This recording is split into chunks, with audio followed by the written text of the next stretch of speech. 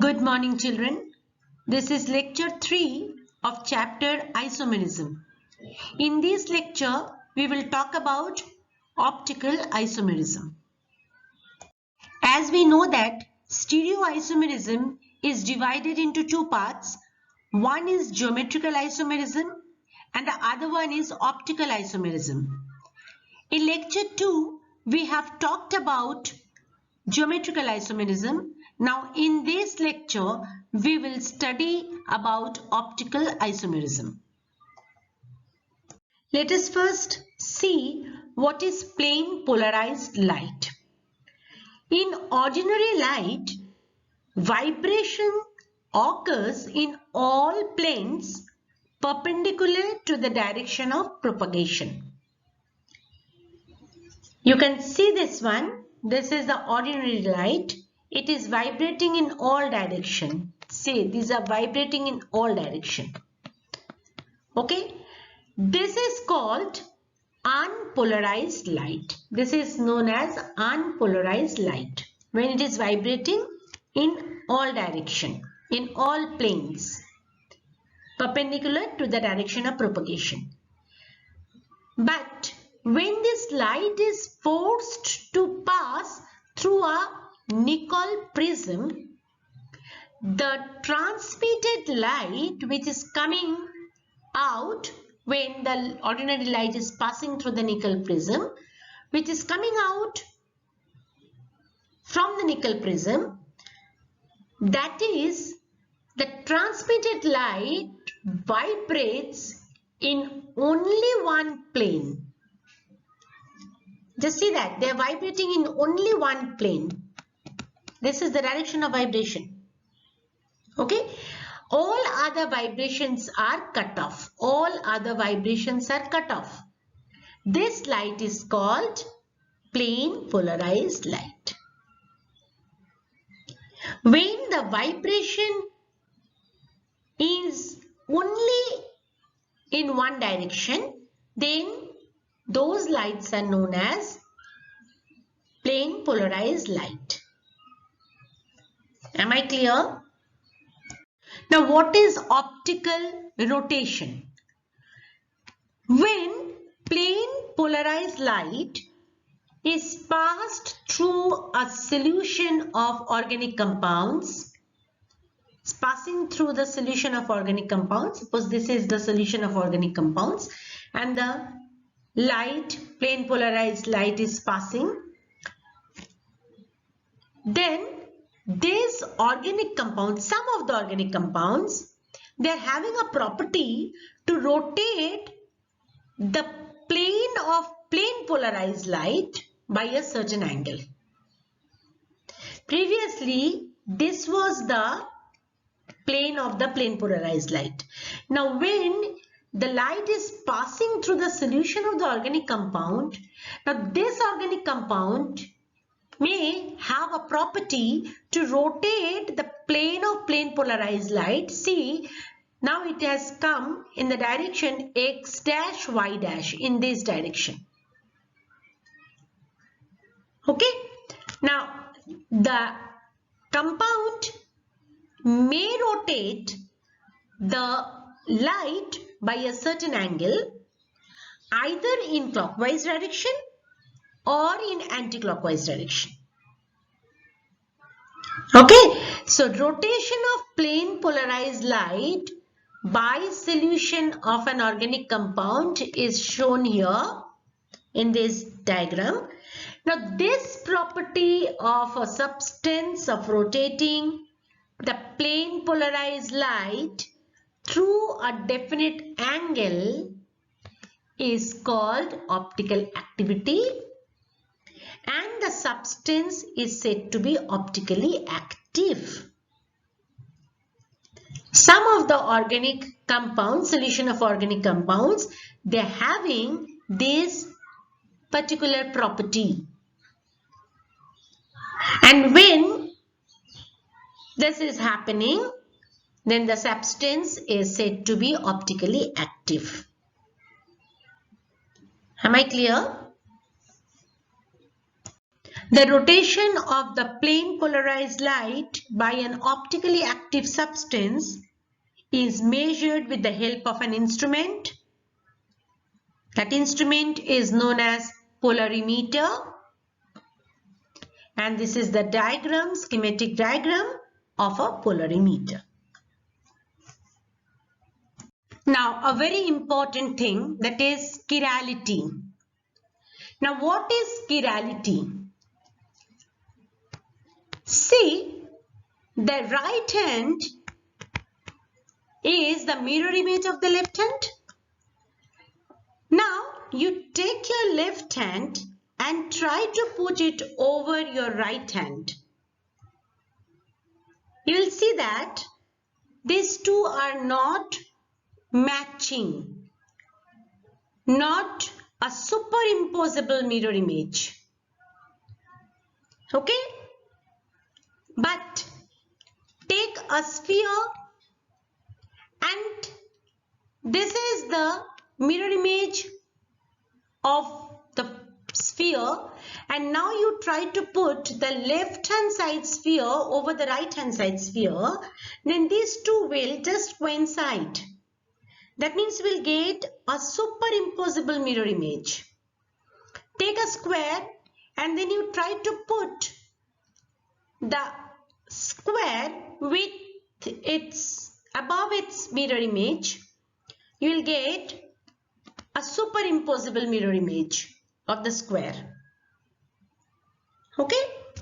Now see here, when an object is non-superimposable on its mirror image, that means these two, the object and the image, is not superimposable, is not coincide with each other exactly, then it is called chiral. Now don't forget children, non-superimposable mirror image, they are known as chiral, and the property is known as chirality. A chiral object is also called a dissymmetric object. Okay, now chirality is the cause of optical activity. Very important line, very important line. Chirality is the cause of optical activity. When the object is having a non-superimposable mirror image, then that is causing chirality, and if there is a chirality is present in the object, then that is giving you optical active, that is the optical active compound, and chirality is the cause of optical activity. I'll discuss this in detail in the following slides.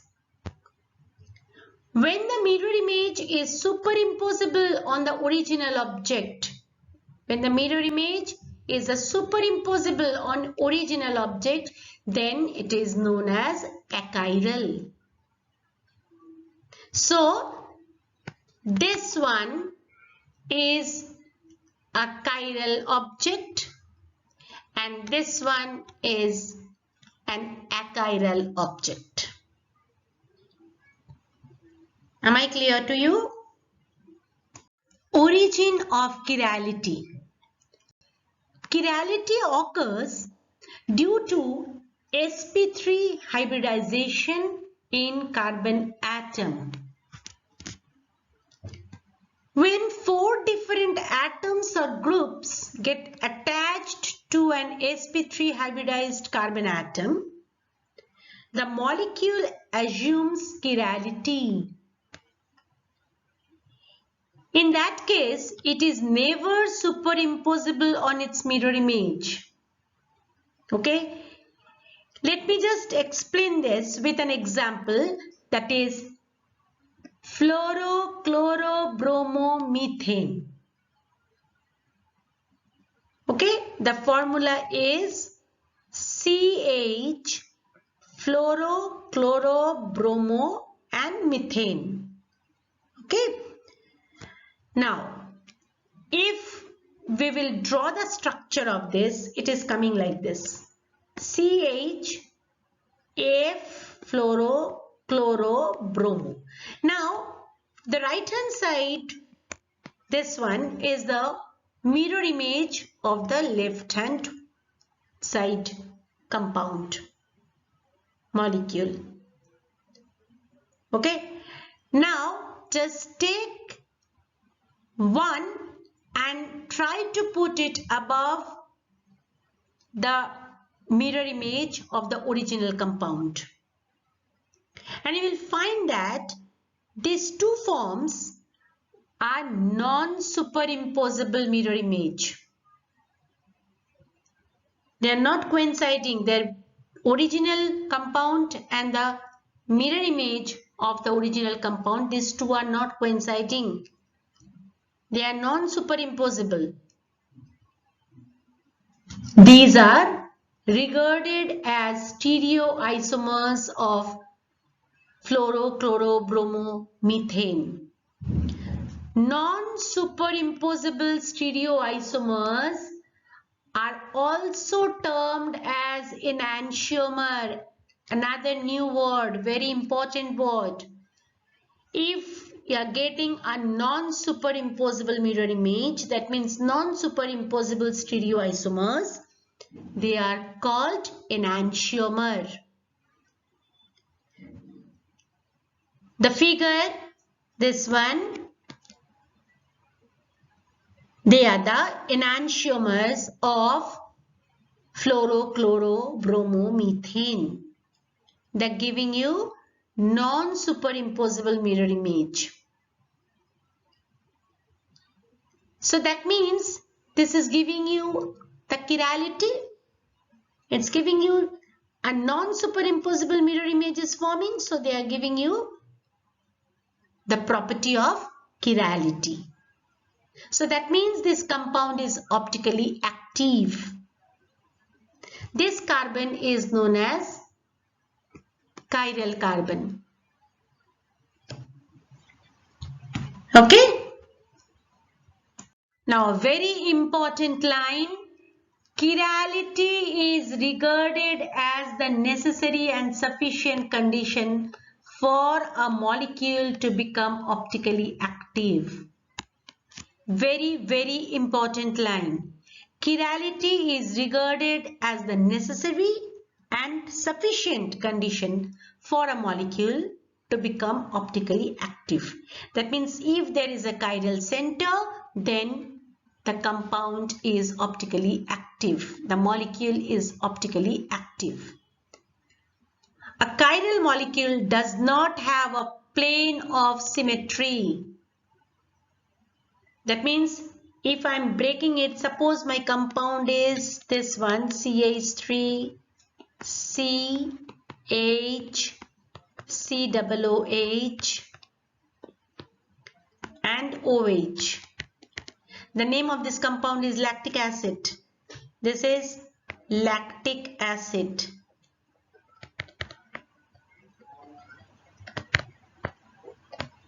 Okay, now suppose I want to divide it in between from here. I want to break it. I'm making it two half. Now in one half, the left hand side half and the right hand side half, these two are not matching. Okay, so that means they are not having a plane of symmetry. They are not having a plane of symmetry. Okay, am I clear to you? But these two are giving a non-superimposable mirror image. These two are giving a non-superimposable mirror image. This is the original compound and this is the mirror image. Now these two are non-superimposable mirror image, and that is why they are optically active. So it is said chirality is regarded as the necessary and sufficient condition for a molecule to become optically active. I think I'm clear to you. Now, if the OH group of lactic acid is replaced with hydrogen, we can get propanoic acid. That is CH3CH2 COOH is the formula of propanoic acid. See, this is lactic acid, CH3 CH COOH and OH. Now, in lactic acid, if this OH is replaced by H, so we are getting this compound, that is CH3 CH COOH and H. So it is CH3 CH2 COOH. Now this is the plane of symmetry, this line. You can see this line, this is the plane of symmetry. Okay, now this molecule has a plane of symmetry because if you can draw a plane from here, from the middle, just see that this is the plane from the middle, this dotted line is shown. Then both the sides, we are getting the same compound. So the image, the mirror image of this propanoic acid is this one. So you see, you can see if you are drawing a plane of symmetry, then both the side hydrogen are present. Okay, so its mirror image is superimposable to on the original one. So this is achiral. And as it is achiral, superimposable mirror image we are getting. So this is achiral and it's optically inactive. Am I clear? So you may get a question that why propanoic acid is not optically active? Why it is optically inactive? Because it is having a plane of symmetry and we are getting the superimposable mirror image. And that is why this is optically inactive. Now see a very interesting thing. Even the compounds having asymmetric carbon atoms and not possessing chirality are optically inactive. The compound is asymmetric, having asymmetric carbon atom. The compound is having asymmetric carbon atom. That means the carbon atom, all the four valences are satisfied with it with different elements or compounds. So that is asymmetric carbon atom. So if it is asymmetric carbon atom, it should possess chirality. Okay. But though they are asymmetric carbon atoms, some compounds are there, asymmetric carbon atoms are present, but they not possessing chirality and they are optically inactive. I am just showing you with the example mesotartaric acid. This is mesotartaric acid. Now mesotartaric acid is having the formula, it is written here, COOH, OH, H, COH, H, COOH. This is the formula of mesotartaric acid. Now, if we talk about this carbon atom, now I'm just writing it, this carbon atom. In one side, I'm having H, The other side I am having OH, and here I am having COOH, and this one, this is CH, OH, COOH. I can write it in this way. So the four valencies of this particular carbon atom is having different groups or element. Now I'm talking about this carbon atom. If I'm talking about this carbon atom, now I'm writing for this carbon atom. See, C, this side it is having COOH, here it is OH, this side it is H, and this is as a whole I can write it as CH, OH, COOH. So if I am writing it separately, then this particular carbon atom is an asymmetric carbon atom. This carbon atom is also an asymmetric carbon atom. So this compound is having asymmetric carbon atom. So it should shows optical inactivity because chirality is present. But it is not possessing chirality. Why, you know? Because if we'll draw a plane from here, this line, this particular dotted line, this is a plane of symmetry. If it is a plane of symmetry can be drawn from here, then you can see that the upper part and the lower part, these two are the mirror image of one another. Okay, that means this molecule has two chiral carbon atom, but it is still optically inactive as it possesses a plane of symmetry. Am I clear? This is also a very important question. Show that mesotartaric acid, they are having two asymmetric carbon atom, but still not showing optical activity. They are optically inactive. Am I clear to you? When two or more compounds having the same molecular formula and similar chemical structures exhibit different effect on plane polarized light. We have started from here. The organic compound, some of the organic compound is having a property to deviate the plane of plane polarized light to a certain angle. So they exhibit different effect on plane polarized light.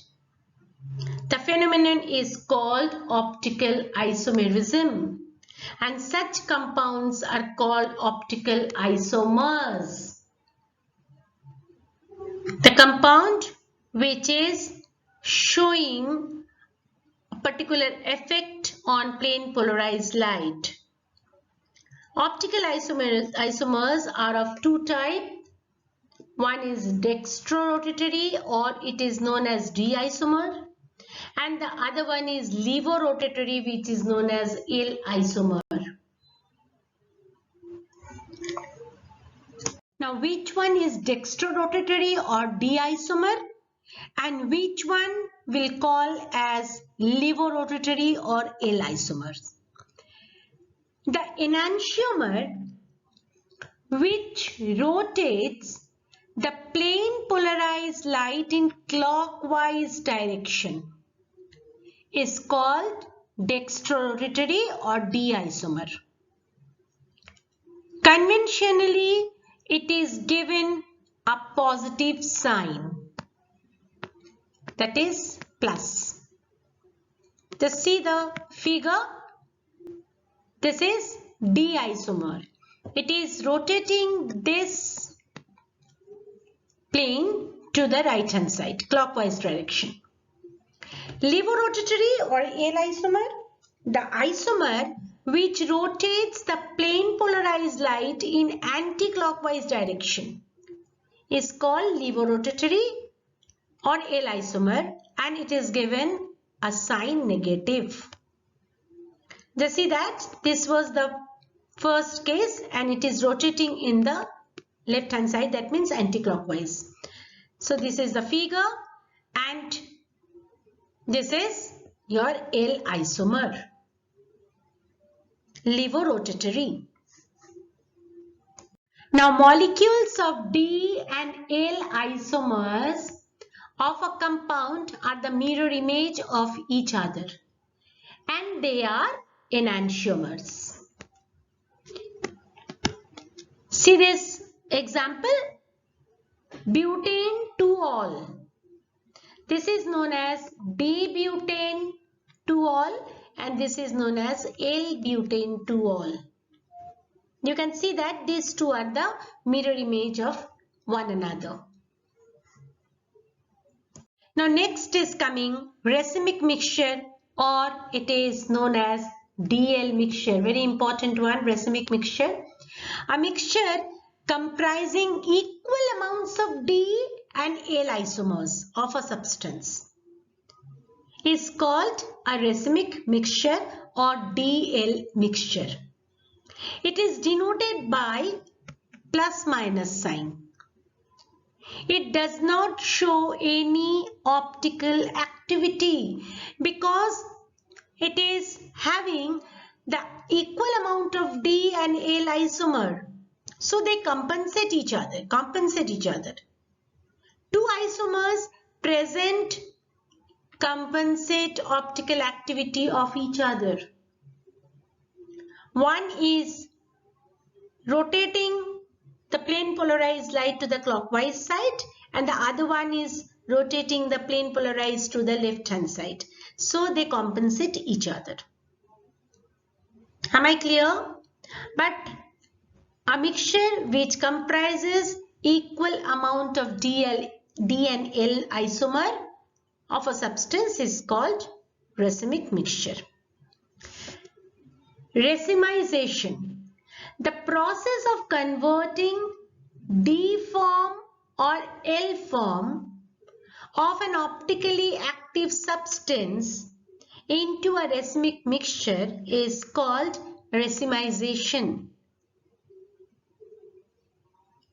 Suppose we are having a D form or L form, that is that D form and L form that is converting to DL mixture. Okay, that is known as racemization. Resolution is just opposite of racemization, the process of separation of racemic mixture into its D and L components. Am I clear? Is known as resolution. Now, which compounds are known as mesocompounds? Mesocompounds are those compounds which, in spite of having optically active chiral carbon atom, as I already shown you in the previous slide, do not exhibit optical activity. This compound, they are having optically active chiral carbon atom, but they do not show optical activity. Mesocompounds have a plane of symmetry. This is the plane of symmetry. Okay, the upper half compensates the optical activity of the lower half. See, the upper half is rotating in the clockwise direction and the lower half is rotating in the anti-clockwise direction. So they compensate each other. And hence the net optical activity is 0. This compound is known as mesotartaric acid.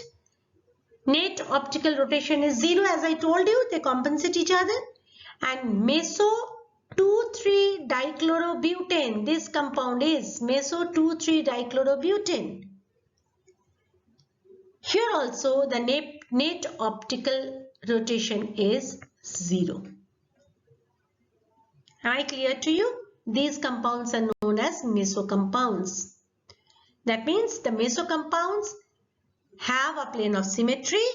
The upper half compensates the optical activity of the lower half. Here it is showing optical isomerism due to asymmetric carbon atom.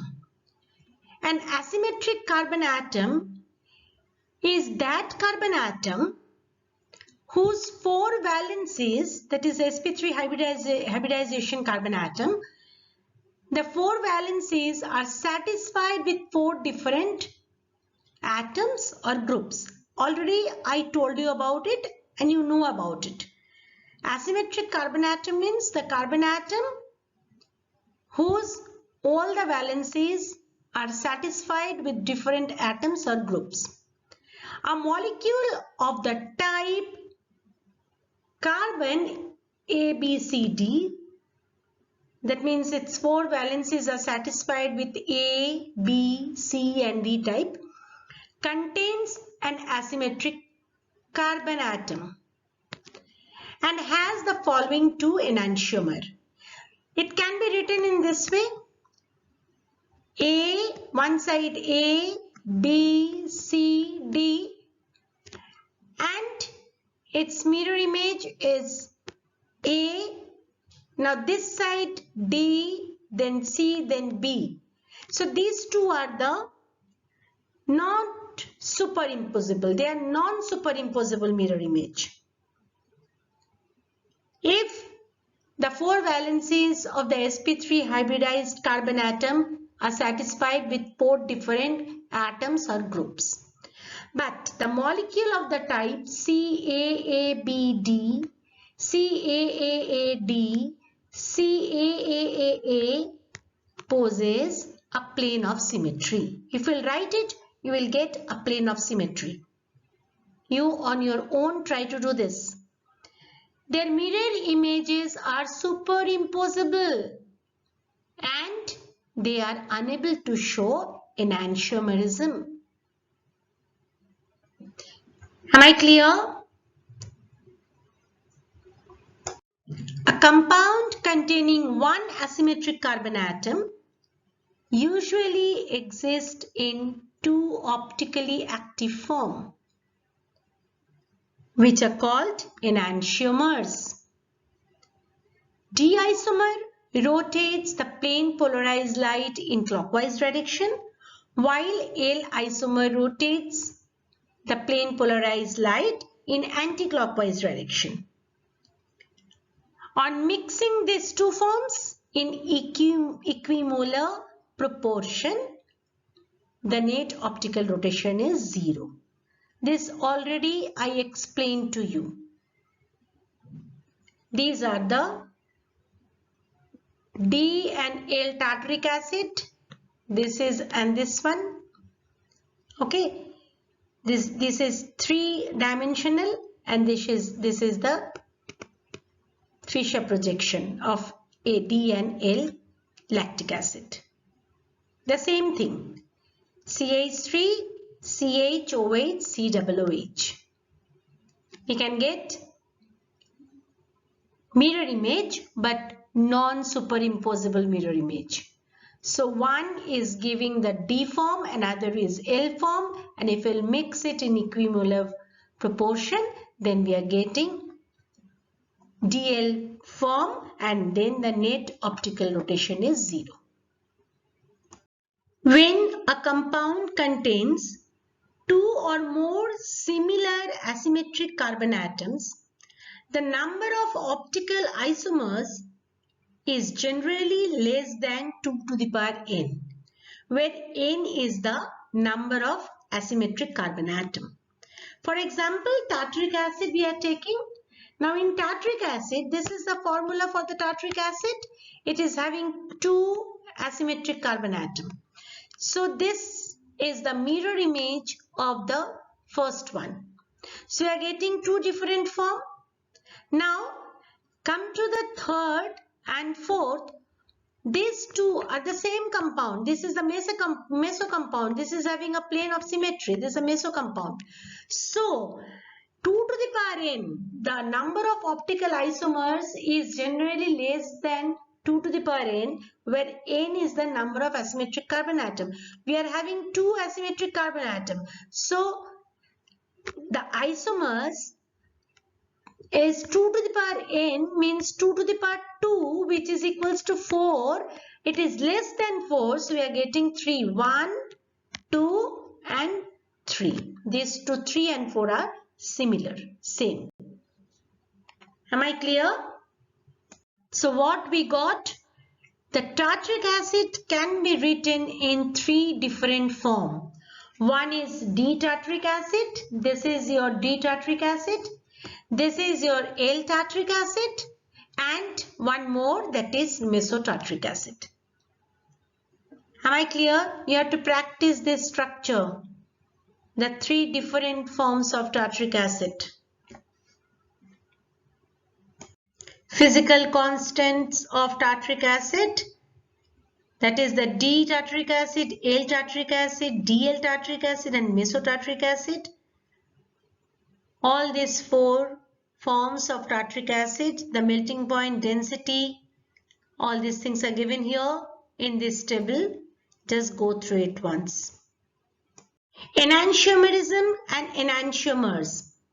When a molecule possesses chirality, asymmetry or dissymmetry, it can exist as 2 non-superimposable stereoisomers which are mirror image of each other.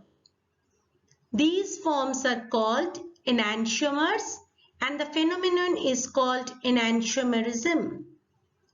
Let us take the example of D and L lactic acid first. This is the D and L lactic acid. This D and L form of lactic acid, they are having 1 chiral carbon atom. These 2 are the non-superimposable mirror image of each other. Similarly, this is D and L tartaric acid. In this tartaric acid, we are having 2 asymmetric carbon atom. But these 2 forms are the non-superimposable mirror image of each other. So, these forms are called enantiomers and this phenomenon is called enantiomerism. Properties of enantiomers. 2 enantiomers differ in the way they rotate the plane polarized light. One rotates in clockwise direction and the other in anti-clockwise direction. The absorption coefficients for the left-handed and right-handed circularly polarized light are different for 2 enantiomers. This difference is called circular dichroism. Enantiomers may possess different rates of reaction with other optically active compounds, and the enantiomers may differ physiologically. For example, D-histidine is sweet and L-histidine is tasteless. Similarly, L-nicotine is more poisonous than D-nicotine.